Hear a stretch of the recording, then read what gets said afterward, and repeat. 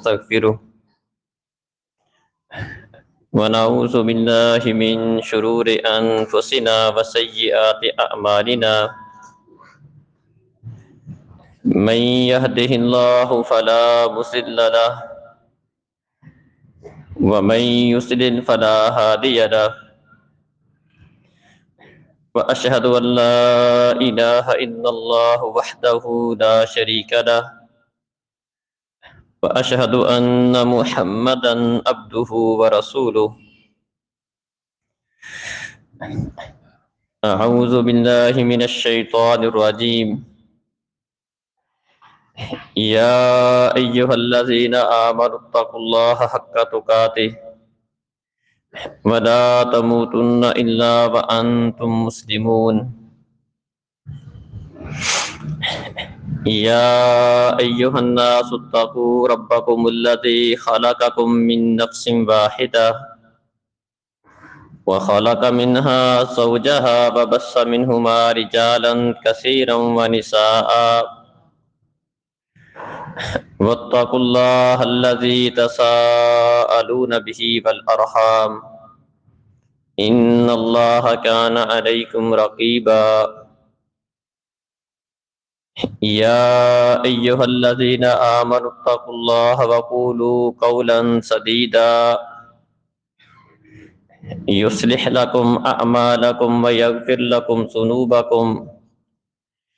ومن يطع الله ورسوله فقد فاز فوزا عظيما أما بعد فإن خير الحديث كتاب الله وخير الهدي هدي محمد صلى الله عليه وسلم وشر الأمور محدثاتها وكل محدثة بدعة وكل بدعة ضلالة وكل ضلالة في النار وأما من خاف مقام ربه ونهى النفس عن الهوى فإن الجنة هي المأوى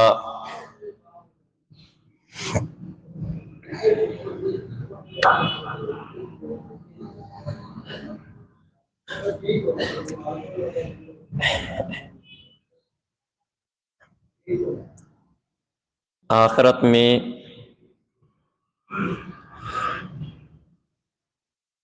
کسی بھی انسان کی کامیابی کے لیے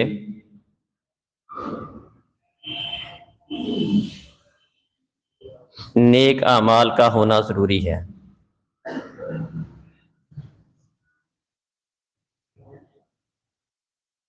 نیک اعمال سے مراد وہ اعمال ہیں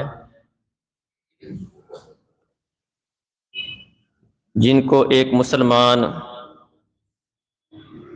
صحیح عقیدے والا انسان اخلاص کے ساتھ پیارے نبی صلی اللہ علیہ وسلم کے بتائے ہوئے طریقے سے انجام دیتا ہے۔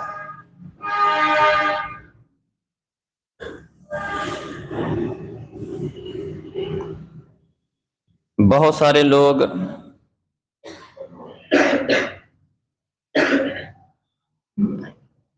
نماز روزے کا تو اہتمام کرنے والے ہوتے ہیں، اچھے اعمال بجا لاتے ہیں، لیکن اس کے ساتھ ساتھ بہت سارے کام ایسے بھی کرتے ہیں جو واضح طور پر اللہ رب العزت کی نافرمانی والے کام ہیں۔ اپنے آپ کو اللہ رب العزت کی نافرمانی سے روکنا، اس کا اہتمام نہیں کرتے۔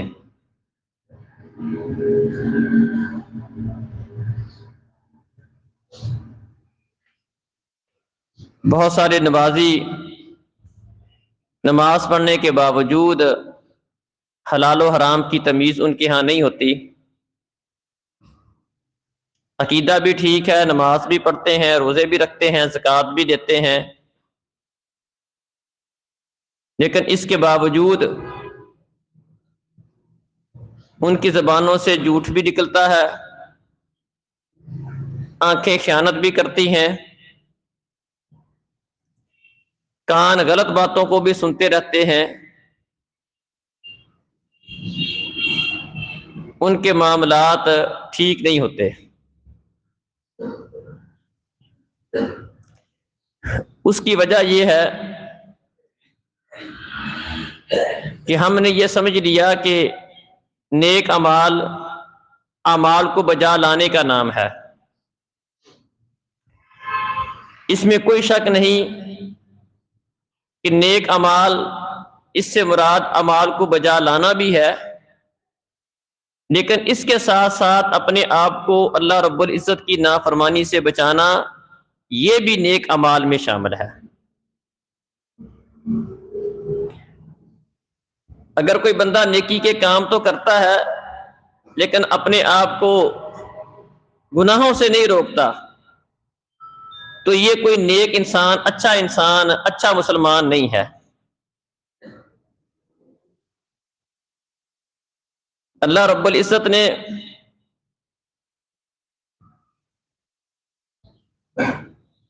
جنتی لوگوں کا وصف بیان کیا ہے، وَأَمَّا مَنْ خَافَ مَقَامَ رَبِّهِ، جو شخص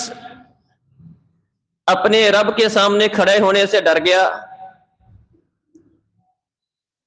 وَنَهَى النَّفْسَ عَنِ الْهَوَىٰ، اور اس نے اپنے نفس کو خواہشات کے پیچھے لگنے سے، گناہوں کے پیچھے لگنے سے اپنے نفس کو کنٹرول کر کے رکھا، گناہوں کے پیچھے نہیں بھاگا، بلکہ اپنے آپ پر اس کا ضبط تھا، اپنے آپ پر اس کا کنٹرول تھا، اپنے آپ کو اللہ رب العزت کی نافرمانی سے بھی بچاتا تھا۔ فَإِنَّ الْجَنَّةَ هِيَ الْمَأْوَىٰ، ایسے بندے کا ٹھکانہ جنت ہے۔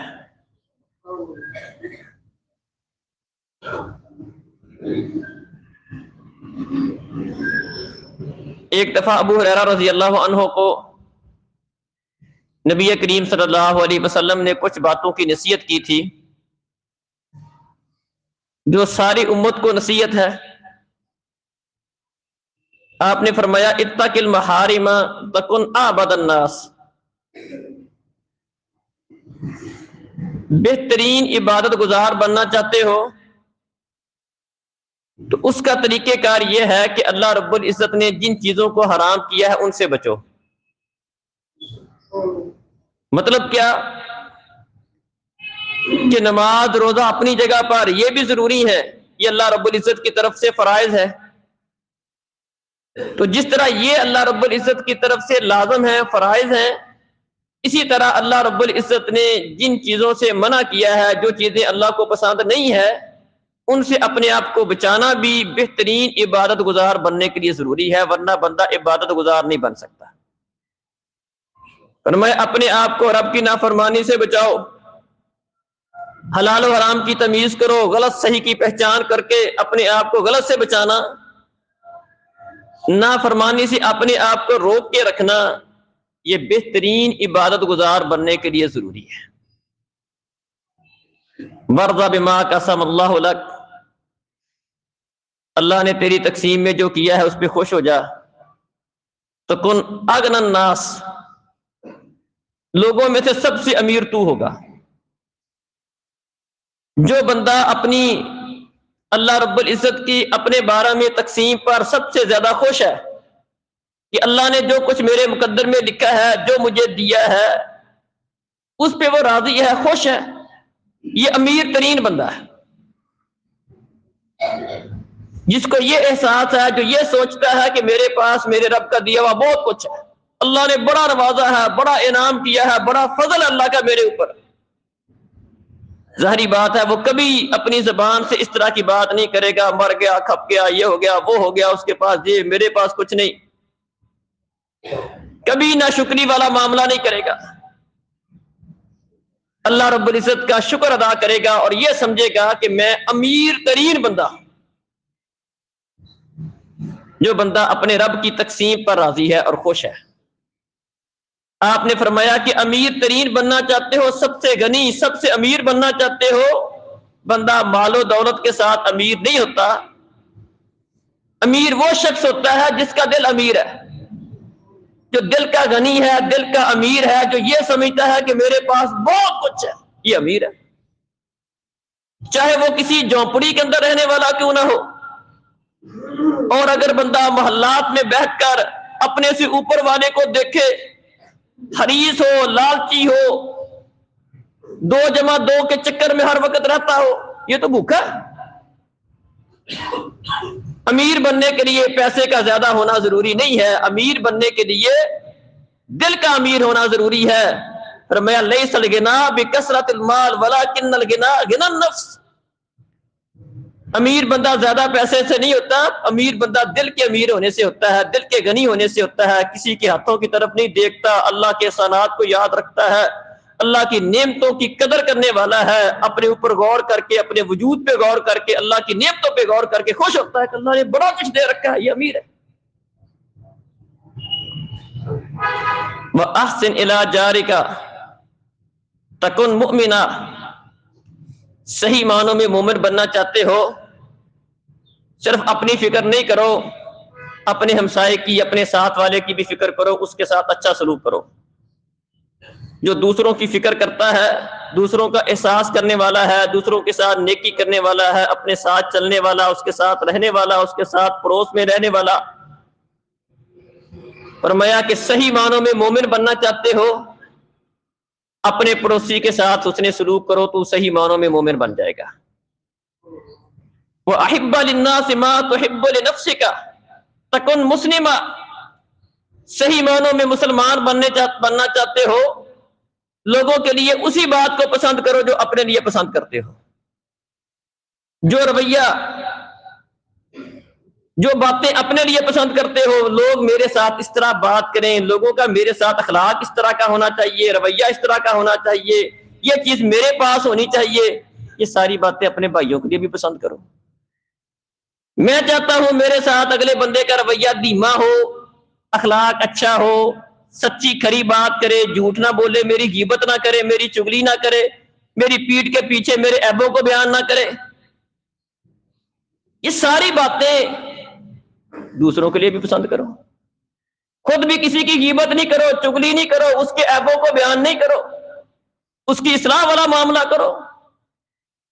جو سہولت، آسانی اپنے لیے پسند کرتے ہو، دوسروں کے بارے میں بخل سے کام نہ لو، ان سے حسد نہ کرو، ان کے لیے بھی یہ باتیں پسند کرو، اللہ ان کو بھی یہ نعمتیں دے۔ یہ نہیں کہ میرے پاس ہو کسی کے پاس نہ ہو، میں سب سے اونچا ہوں باقی نیچے ہو، ایسا نہیں۔ فرمایا صحیح معنوں میں مسلمان بننا چاہتے ہو، جو باتیں اپنے لیے پسند کرتے ہو وہی باتیں اپنے بھائی کے لیے پسند کرو، صحیح معنوں میں مسلمان بن جاؤ گے۔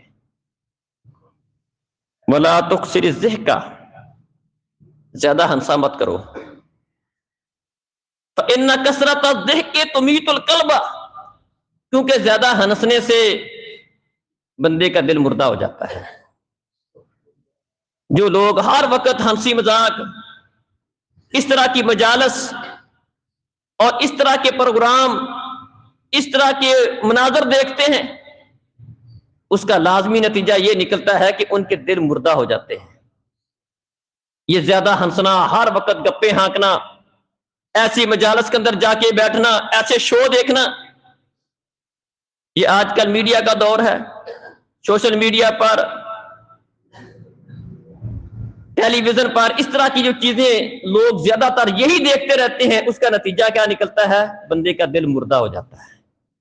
نیکی اور گناہ کی پہچان نہیں رہتی، نیکی کرنے سے کوئی لذت محسوس نہیں ہوتی، نیکی کرنے کو دل ہی نہیں چاہتا۔ بنیادی وجہ اور سبب کیا ہے؟ اس طرح کی جب مجالس عام ہوتی ہیں، بندے کا وقت اس طرح کے کاموں میں گزرتا ہے، جب اللہ رب العزت کے ڈر والی باتیں، خوف والی باتیں، دل کو نرم کرنے والی باتیں، آخرت کی باتیں زیادہ نہیں ہوتی ہیں، اس طرح کے معاملات میں بندہ مصروف رہتا ہے، بندے کا دل مردہ ہو جاتا ہے۔ فرمایا زیادہ ہنسا مت کرو، زیادہ ہنسنے سے دل مردہ ہو جاتا ہے۔ تو پیارے نبی صلی اللہ علیہ وسلم نے اپنے صحابی کو یہ 5 باتیں بتائیں، تو ان میں سے پہلی بات کیا تھی جو آج میرے موضوع کے متعلقہ ہے؟ وہ یہ تھی کہ اتق المحارم تکن عبد الناس۔ عبادت گزار بننے کے لیے نماز روزے کے ساتھ عبادات کو بجا لانے کے ساتھ ساتھ ان چیزوں سے بچنا ضروری ہے جو اللہ کو پسند نہیں ہے، جو اللہ نے حرام کی ہے۔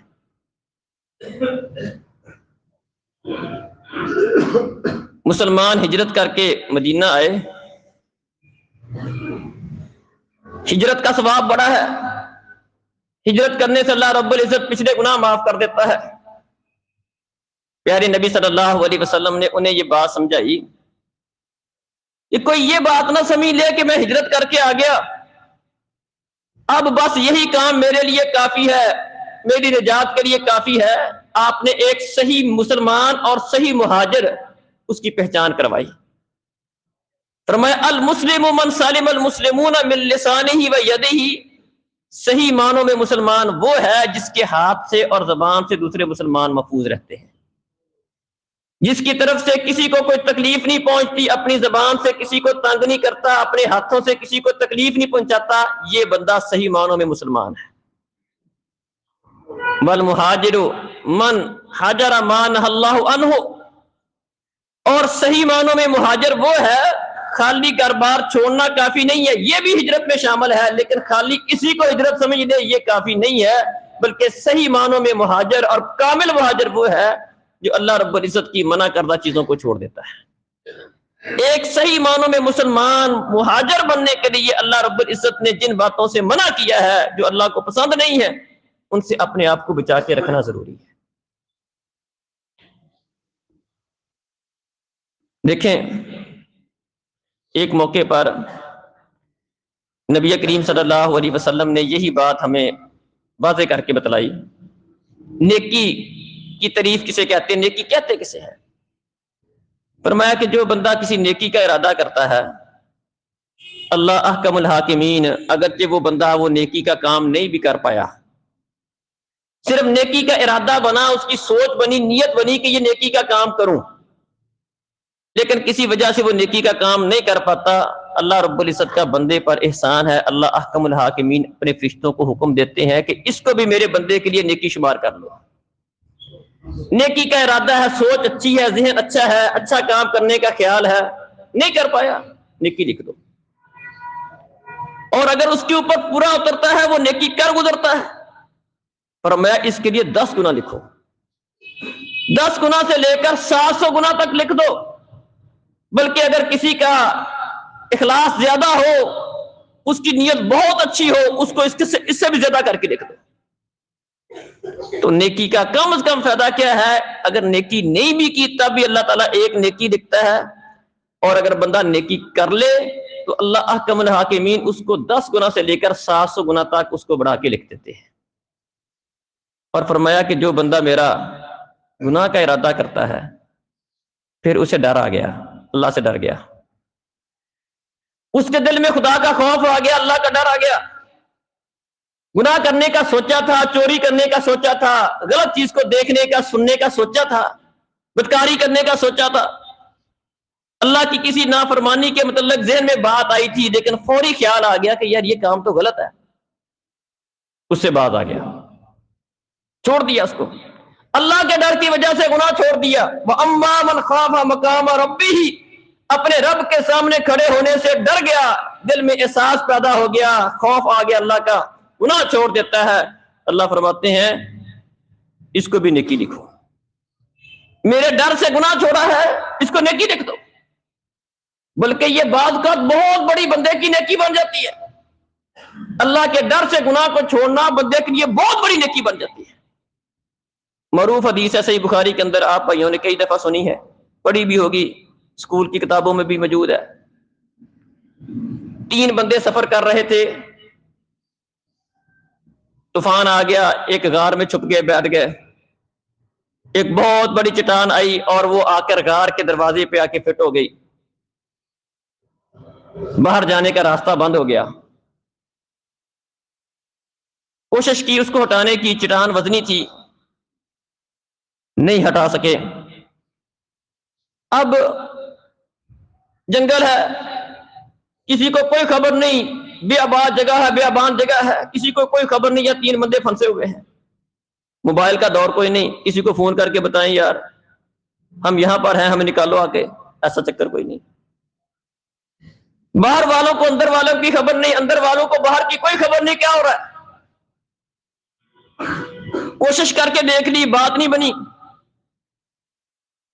اب تینوں نے مشورہ کیا کہ یہاں پر صرف اور صرف اب اللہ رب العزت سے دعا کام آ سکتی ہے۔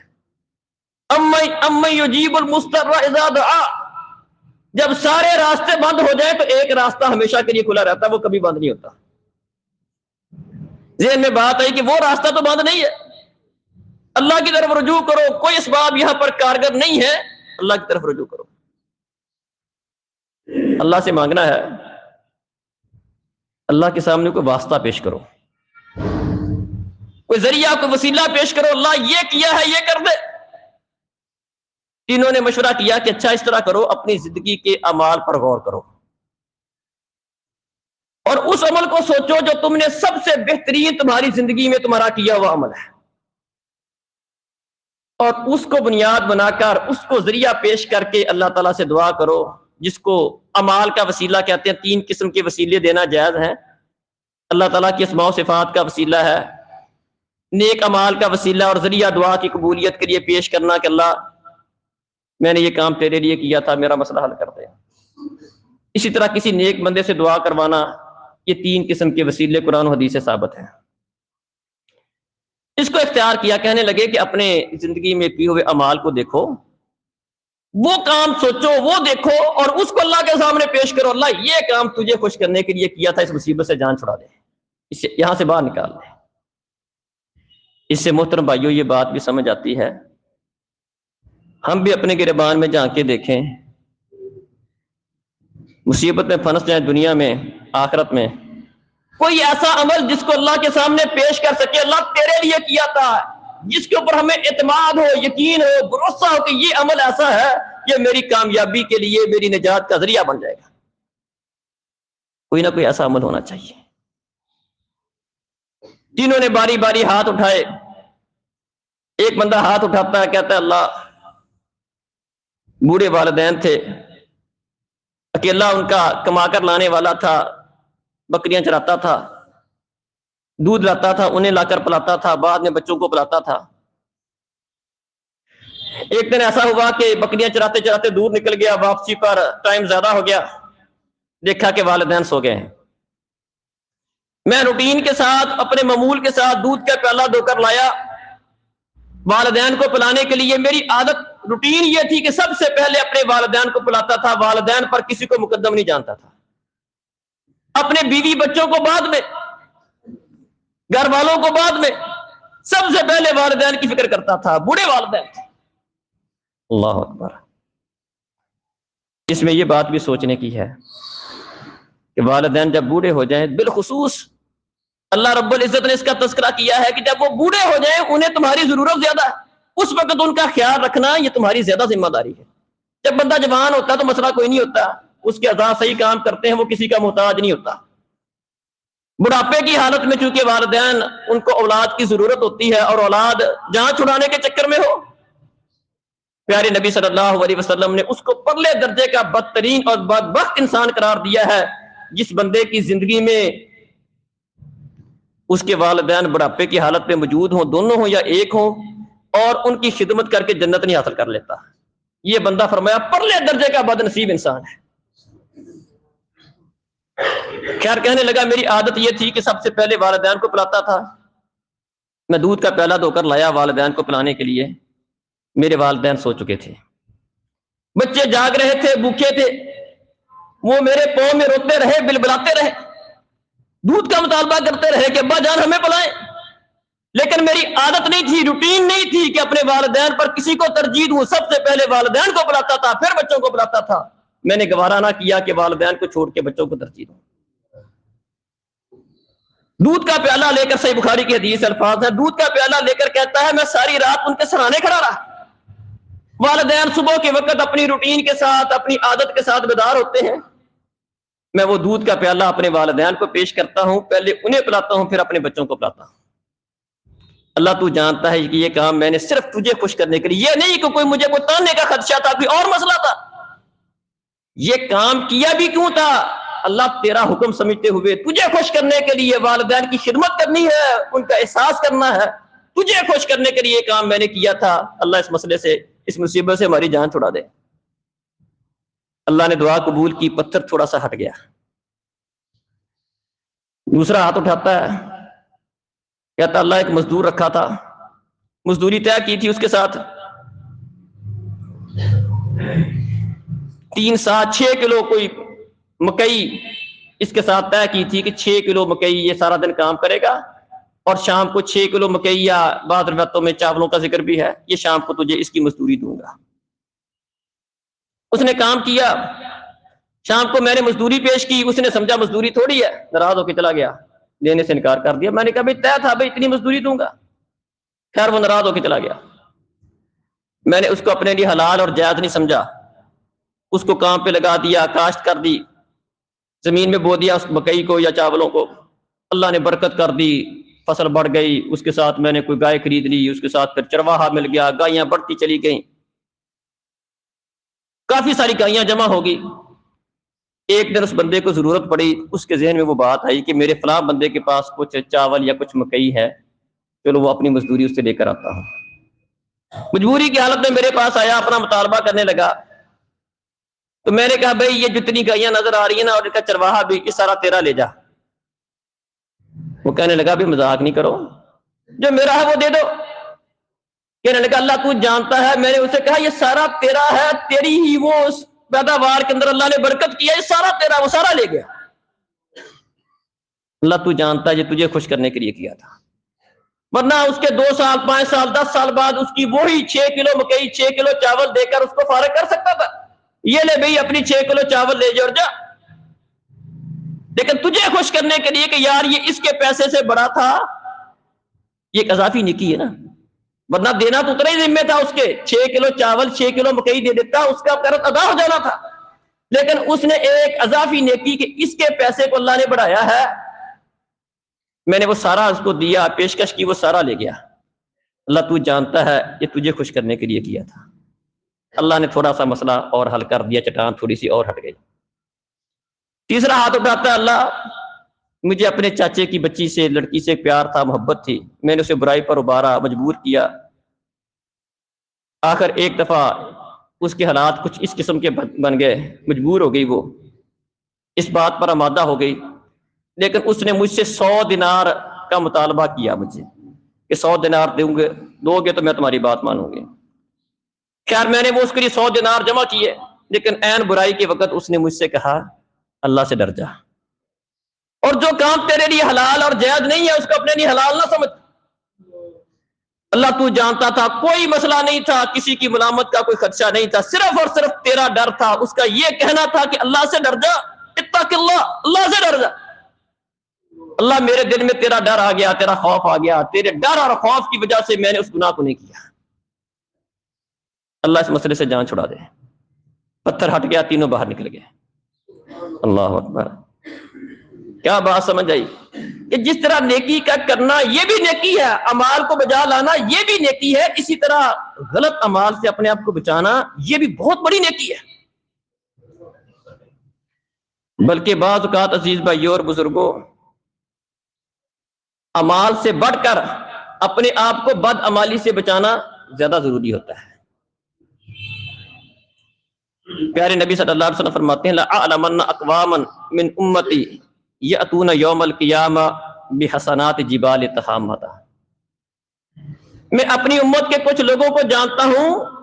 قیامت والے دن اتنی نیکیاں لے کر آئیں گے کہ جتنا یہ تہامہ پہاڑی سلسلہ ہے اس کے برابر نیکیاں، پہاڑوں جیسی نیکیاں لے کر آئیں گے، اتنا وزن ہوگا۔ فَيَجْعَلُهَا اللَّهُ هَبَاءً مَنْثُورًا، اللہ احکم الحاکمین انہیں ریزہ ریزہ بنا کر ہوا میں بکھیر دے گا، ان کی کوئی قدر و قیمت اللہ رب العزت کے ہاں نہیں ہوگی۔ کیوں؟ سبب کیا ہے؟ اما انہم من اخوانکم ومن جلدتکم ویأخذون من اللیل کما تأخذون، وہ تمہاری طرح کے لوگ ہوں گے، راتوں کی عبادت کرنے والے ہوں گے، نمازیں پڑھنے والے ہوں گے، صدقہ بھی کرنے والے ہوں گے، لیکن مسئلہ کیا ہوگا؟ نماز روزے کا تو اہتمام کرنے والے ہوں گے، لیکن اللہ رب العزت کی حرمتوں کو بھی پامال کرنے والے ہوں گے۔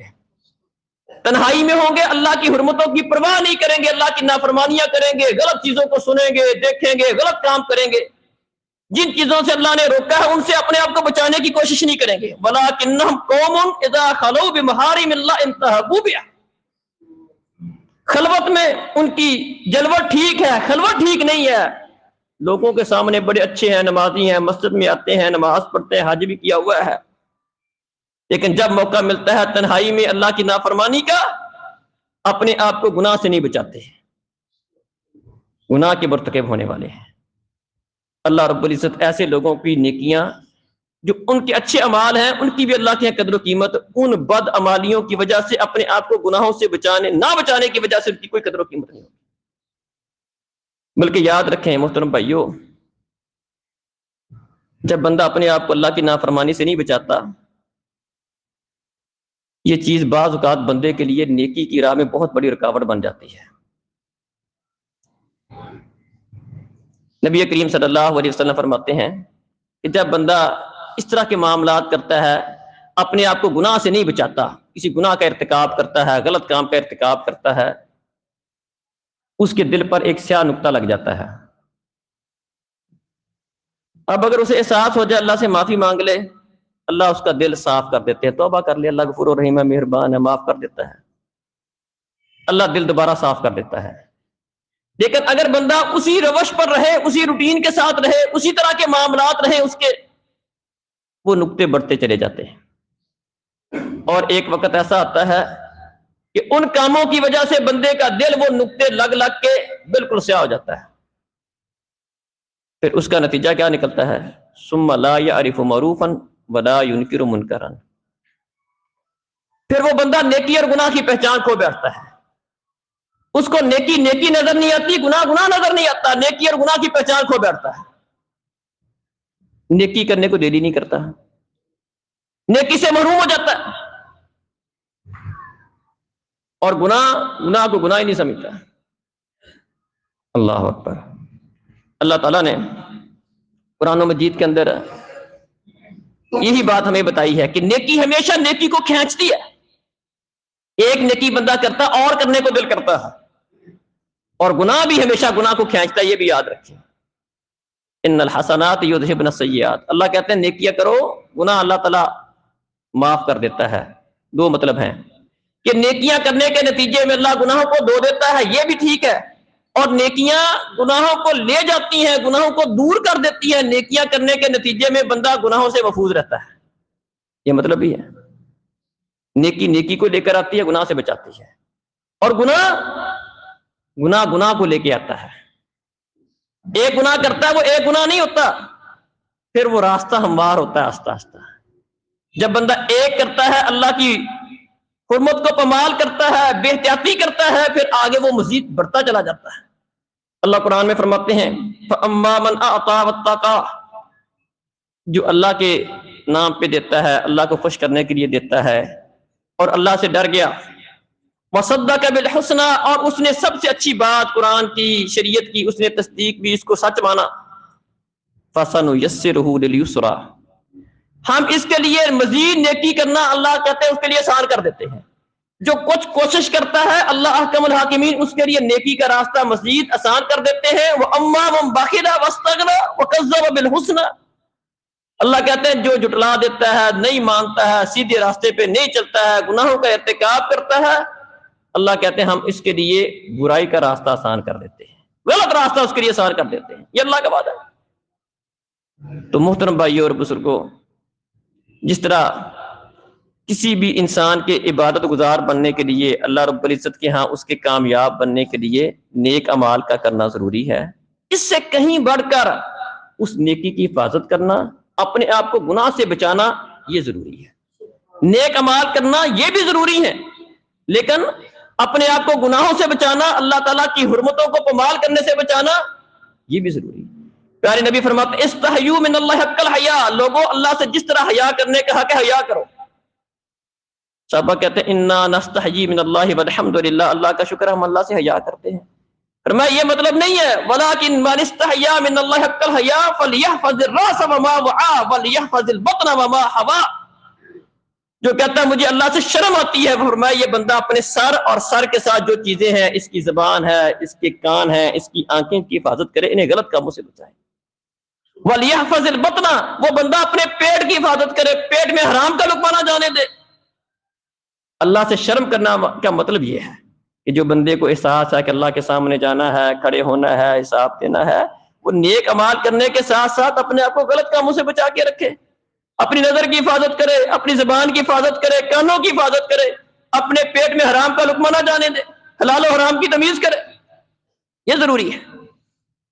اور کل قیامت کا دن ہوگا، اللہ احکم الحاکمین، جیسا کہ میں نے پچھلے جمعات کے اندر بیان کیا ہے کہ 7 بندوں کو اپنا سایہ نصیب کرے گا، ان میں سے ایک بندہ وہ بھی ہوگا جو اللہ کے ڈر کی وجہ سے گناہ کو چھوڑنے والا ہے۔ وَرَجُلٌ دَعَتْهُ امْرَأَةٌ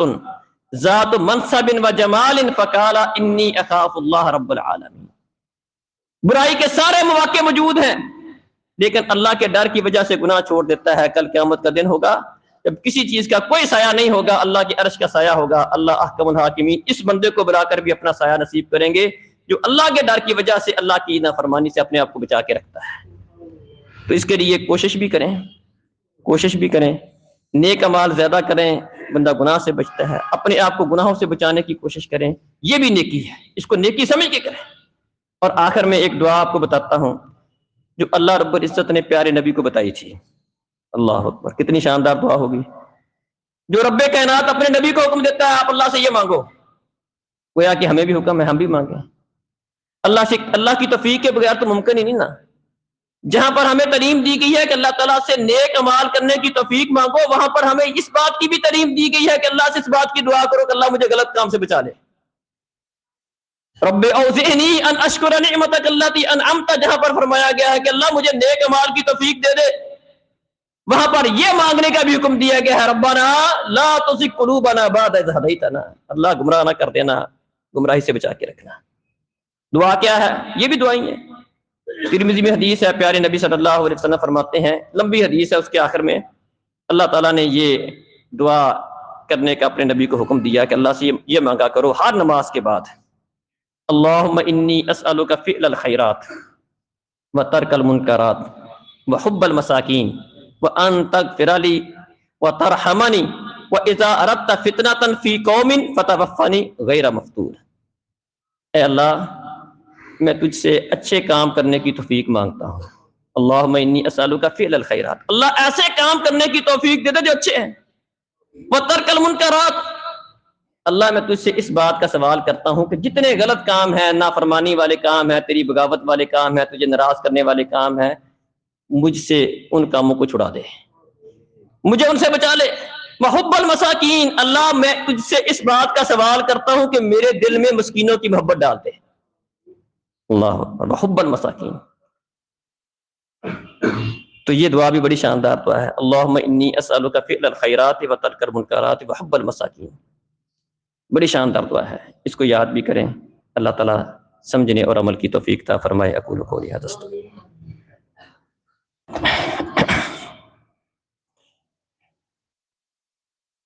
ان الحمد للہ نحمده ونستعینه ونستغفره ونعوذ باللہ من شرور انفسنا وسیئات اعمالنا، من يهده الله فلا مضل له ومن يضلل فلا هادي له، واشهد ان لا اله الا الله وحده لا شريك له واشهد ان محمدا عبده ورسوله۔ یہ ایک اعلان ہے بھائی، آج مغرب کی نماز کے بعد عارف بالا میں مرکز عمر بن خطاب، یہ باہر لاڈی اڈے کے پاس مرکز ہے جہاں پر مسجد ہے، مدرسہ ہے، اس کا افتتاح ہے۔ افتتاح کے موقع پر مغرب کی نماز کے بعد وہاں درس قرآن ہے، جس میں محترم مولانا نصر جوید صاحب انشاءاللہ تشریف لائیں گے۔ تو جن بھائیوں نے وہاں پر جانا ہے وہ لیاقت بھائی ہیں، ان سے رابطہ کر لیں یا نماز کے بعد مل لیں۔ اسی طرح بعض بھائیوں نے دعا کے لیے کہا ہے، مریضوں کے لیے اللہ تعالیٰ سے دعا ہے کہ اللہ تعالیٰ جتنے مریض ہیں اللہ تعالیٰ انہیں شفائے کاملہ عاجلہ عطا فرمائے۔ جو لوگ اس دنیا سے رخصت ہو چکے ہیں اللہ تعالیٰ ان کی بخشش فرمائے۔ اما بعد فإن خیر الحدیث کتاب اللہ وخیر الہدی ہدی محمد صلی اللہ علیہ وسلم وشر الامور محدثاتها وکل محدثۃ بدعہ وکل بدعۃ ضلالہ وکل ضلالۃ فی النار۔ اقول قولی ھذا استغفر اللہ لی ولکم۔